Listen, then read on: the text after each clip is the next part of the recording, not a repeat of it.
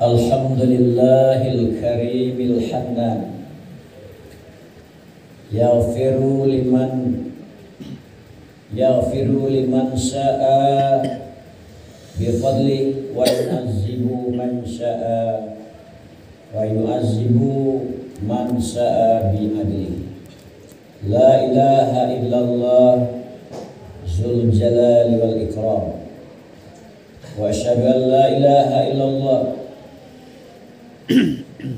tunji qailaha min azabin niran, wa asyhadu anna sayyidana wa nabiyyana Muhammadan abduhu wa rasuluh la nabiyya ba'dah. Allahumma fassalli wa sallim ala sayyidil mursalin sayyidina Muhammadin wa ala alihi wa sahbihi ajma'in. Amma ba'd, ma'asyiral muslimin, usikum wa iyaya bitaqwallahi wa ta'atih la'allakum tuflihun. Ittaqullaha haqqa tuqatih wa la tamutunna illa wa antum muslimun. A'udzubillahi minasyaitonir rajim. Bismillahirrahmanirrahim. Qul innal mautal ladzi tafirruna minhu fa innahu mulaqikum summa turadduna ila alimil ghaibi wasyahada fayunabbiukum bima kuntum ta'malun. Shadaqallahul azim. Katakan ya Muhammad, bahwa sungguhnya mati, yang lari kamu dari mati itu tetap akan menemui kamu. Kemudian setelah mati, kamu dikembalikan kepada orang yang tahu terhadap yang nyata dan yang gaib, yaitu Allah Subhanahu wa ta'ala.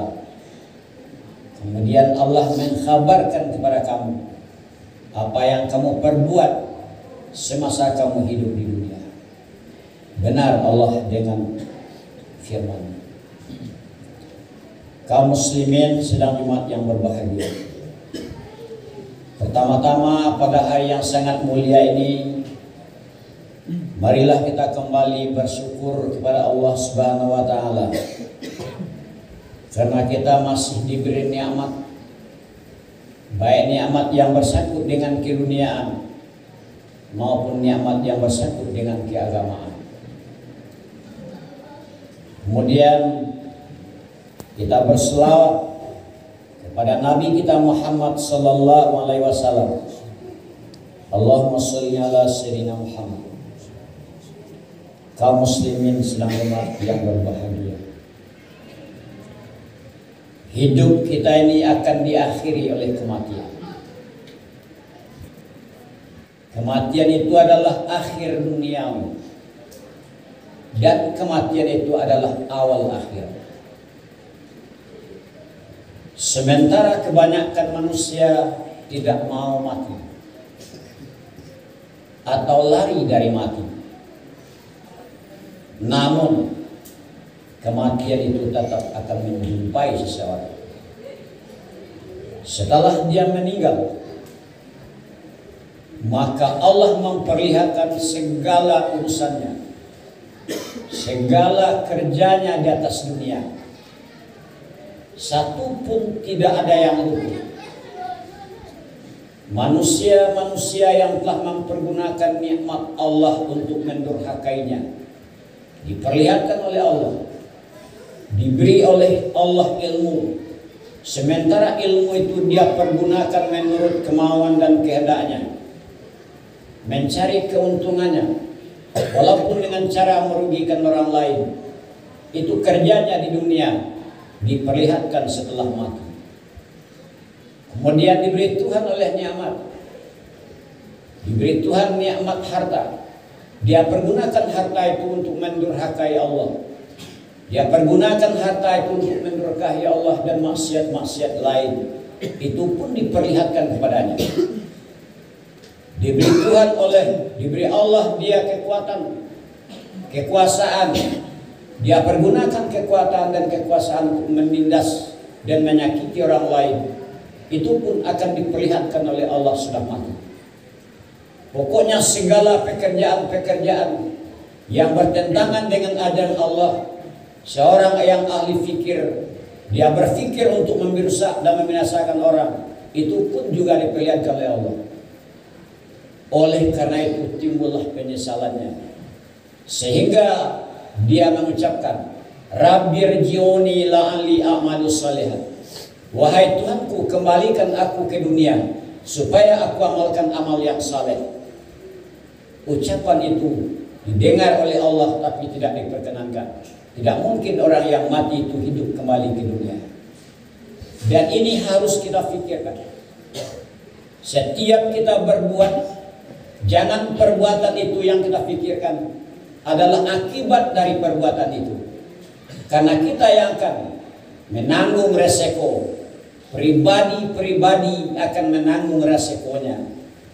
Tetapi bila manusia tidak berpikir demikian, dia akan berbuat sewenang-wenang, mencari kesenangan pribadi, walaupun dengan jalan merusak orang lain.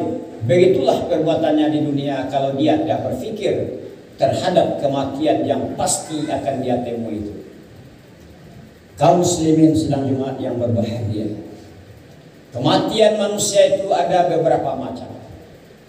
Yang pertama, manusia mati dalam keadaan kafir dan syirik. Dia mempercayai ada Tuhan selain Allah. Dia mempercayai ada kekuatan yang bisa menandingi kekuatan Allah. Bila dia mati dalam keyakinan yang macam itu, dia mati kafir atau mati syirik, dia merasakan ada sesuatu yang menentukan, maka orang itu penduduk neraka selamanya. Yang kedua, ada kematian orang itu beriman. Di saat roh meninggalkan jasad, imannya tidak berpisah, tapi dosa banyak dia kerjakan. Matinya membawa dosa, cuma imannya tidak hilang. Ini namanya orang mati beriman. Diazab dia sebelum dia dimasukkan ke surga, transit dulu ke dalam neraka sesuai dengan banyak kerja yang diperbuatnya. Sedikit dosa yang diperbuat, sebentarlah dia dalam neraka. Banyak dosa yang diperbuat, lamalah dia dalam neraka. Kemudian yang ketiga, kematian dalam Islam. Wala tamutunna illa wa antum muslimun. Bagaimana kematian dalam Islam? Imannya tetap, dosanya habis. Walaupun dia berbuat dosa, tetapi habis dosanya melalui tobat nasuha. Setelah habis dosanya dia meninggal, maka kematiannya dalam Islam. Maka dia ditanya, semua pertanyaan itu bisa diselesaikan, sehingga tidak ada sangkut pautnya dalam padang mahsyar. Dia masuk surga tanpa singgah dulu ke neraka. Kemudian ada kematian manusia ini, kematian dalam ihsan. Orang yang mati dalam ihsan itu orang yang mati dalam berzikir. Man kana akhiru kalamihi la ilaha illallah dakhalal jannah. Orang-orang yang ada akhir kalamnya la ilaha illallah, dia masuk surga. Tapi syarat bersih hatinya, tidak ada bibit syirik dalam jiwanya. Tapi kalau dia baca la ilaha illallah tapi syirik sedikit, ada syirik dalam dadanya, dia masih mempercayai kekuasaan dari selain kekuasaan Allah, walaupun dia baca la ilaha illallah, tidak termasuk hadis Nabi ini. Maka empat itulah kematian manusia yang harus kita pikirkan. Hendak di mana kita? Kematian dalam apa kita? Oleh karena itu Allah memperingatkan, disampaikan oleh Nabi kita, katakan hai Muhammad, bahwa mati yang lari kamu dari mati itu tetap akan menjumpai kamu. Kemudian kaum muslimin sedang Jumat yang berbahagia, Nabi mengatakan dalam satu hadis beliau, inna amamakum aqabah, di hadapan kamu ada jalan yang sulit dilalui. la yujawizuha al-muskiluna bizunub. Tidak akan bisa lewat di jalan itu orang-orang yang berat bebannya dengan dosa. Apakah barang yang sesudah itu? Jalan yang sulit. Ma ba'dal maut. Persoalan-persoalan sesudah mati. Itu sulit. Manusia akan masuk kubur sulit. Manusia di padang mahsyar sulit. Manusia akan ditimbang dosa dan pahalanya, itu sulit. Manusia akan dihisab, itu sulit.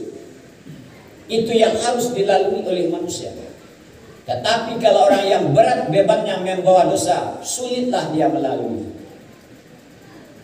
Kemudian paling akhir sirat, jembatan yang sangat halus terbentang di permukaan jahanam. Setiap manusia akan melalui. Seorang sahabat Nabi yang bernama Ibnu Abbas mengatakan, inna ala jasari jahannama sab'u mahabis. Pada sirat, jalan yang lurus itu ada 7 tempat pemeriksaan. Bila manusia akan melangkah, diperiksa dulu. Apa yang diperiksa? Syahadatnya. Betulkah syahadatnya apa tidak betul? Atau lidah saja yang membaca syahadat?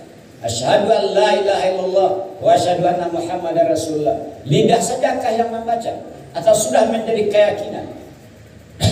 Bila manusia telah merasakan, meyakini, aku bersaksi tidak ada Tuhan kecuali Allah, sehingga hidupnya tidak ada mencari sesuatu selain mencari ridha Allah. Kalau dia meyakini wa asyhadu anna Muhammadar Rasulullah, aku bersaksi Muhammad Rasulullah, dia selalu memegang sunnah Rasulullah. Bila selesai, terus manusia berangkat menuju posko pemeriksaan yang kedua. Pada pemeriksaan yang kedua itu, apa yang ditanya? Salat. Semenjak dia balik berakal sampai dia meninggal dunia, sempurnakah salatnya apa tidak? Di dalam melaksanakan salat itu, cukupkah syarat dan rukunnya dan adabnya apa tidak? Bila selesai, cukup syarat, langsung berangkat. Kalau tidak, jatuh ke bawah. Sampai di posko yang ketiga ditanya puasa.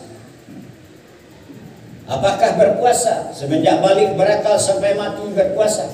Setiap Ramadan berpuasa. Apakah puasa itu sempurna? Sekedar menahan lapar dan haus, atau ditahan segala anggota dari berbuat maksiat? Kebetulan dia menjawab puasanya bukan sekedar menahan lapar dan haus, cuma menahan segala anggotanya dari buat maksiat. Maka terus dia menuju posko yang keempat. Kalau tidak, jatuh ke bawah. Kemudian ditanya lagi tentang zakat di posko yang keempat. Apakah sudah dikeluarkan zakat? Bila sampai harta sisa, sudah. Sedikit pun tidak ada yang tinggal. Sudah ikhlaskah mengeluarkannya? Sudah ikhlas. Maka terus dia ke posko yang kelima. Tetapi kalau tidak selesai dikeluarkan zakat, jatuh dia ke bawah dalam neraka. Kemudian selesai dari pemeriksaan yang kelima ini, masuk kepada pemeriksaan yang ketujuh. Yang keenam, ditanya dalam masalah haji dan masalah umrah. Sudahkah dilaksanakan haji? Sedangkan kamu mampu di dunia melaksanakan haji dan umrah. Apakah melaksanakan itu karena Allah atau didorong oleh nafsu? Apakah pelaksanaan haji dan umrah itu selesai, mantap? Bila seorang menjawab selesai dan mantap, maka terus dia kepada posko yang ketujuh. Kalau tidak, jatuh dia ke bawah. Sampai di posko yang ketujuh, ditanya, apakah sudah berdamai terhadap khusma? Dendam-dendam yang ada di dunia sebelum kamu meninggal sudah kamu selesaikan. Permusuhan-permusuhan di dunia sebelum kamu meninggal sudah diselesaikan. Hak-hak orang yang kamu ambil tanpa menurut agama sudah diselesaikan.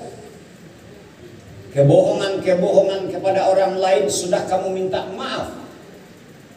Bila manusia selesai menjawab sudah, baru dia masuk surga.